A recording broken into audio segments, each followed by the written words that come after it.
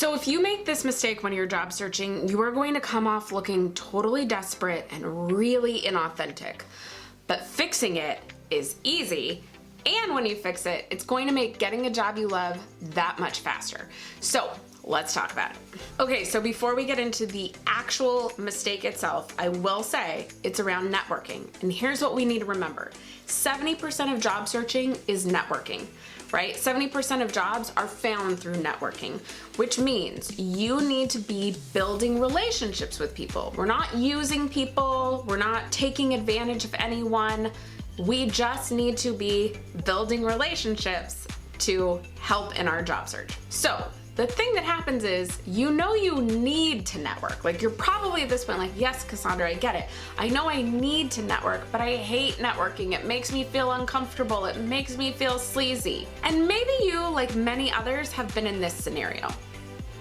You finally braved it and asked somebody to coffee, and miracle of miracles, they said yes. So you get to the coffee and you ask them some questions because you know you're supposed to, and then they ask about you. And here's where the killer mistake comes in. You start rattling off your accomplishments and why you're so great and what you think you could do for their company, and do they know of any open position? Y'all, the early pitch is a huge mistake. Huge. They don't know you yet. And don't ask something you can Google. You can go online and see if there are openings. So now they feel used. And this is what gives networking such a bad rap.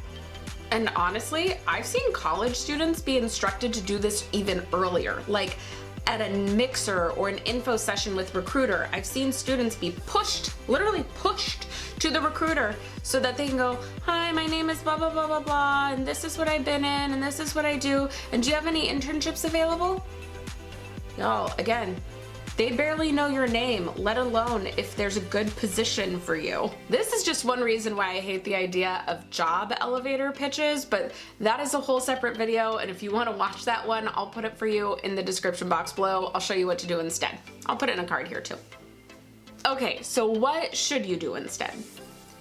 It's honestly very simple and a really small tweak to the above scenario. But first, networking is relationship building.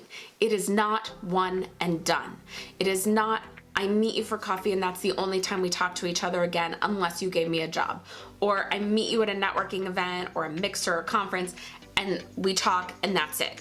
You're building a relationship over time. So it's not transactional and it's not just about this one, which means when you go to coffee or when you meet somebody for that first time, we are not going to pitch, we are going to plant seeds. So whether you're at a mixer or conference and you're talking for the first time, or you're meeting one-on-one for coffee or over Zoom, you are going to throw in a little bit about your background or something you're proud of, right? Something you're proud, an accomplishment at work that relates, that you think will be interesting to this individual and showcases what you can do. And then you're going to say, and I'm at this event because, or if you're meeting one-on-one, I'm so grateful you decided to meet with me today because, or I'm so grateful you made time for me today because. And then you're going to talk about what your next career goal is. So you didn't ask them for a specific job, you just said, I'm so grateful to talk to you because I've been working as a generalist in marketing for the last 5 years, but I'm really interested in marketing analytics, and that's why I wanted to talk with you to hear more about what it's like in that area. So you've planted the seed of what you are looking for. And the cool thing is, sometimes another person to talk to will come to their mind immediately and they'll say, oh, you know what? You should also talk to my friend who works in this role at this company. Or even better, sometimes they'll go, oh, no way. I actually am hiring for this role, or my friend is hiring for this role. But they got to offer it. You didn't ask. If no specific role or no other person to talk to comes to mind right then and there, that's okay, because remember, this is an ongoing relationship. And now, after you've had a few more touch points, then you can come back and ask, hey, I know when we spoke a couple months ago, I was looking for a role in marketing analytics. I saw this role just became available at your company. Would you be okay referring me? Now you've known them well enough to be able to make that ask. Not on the first meeting, on like the 5th touch point.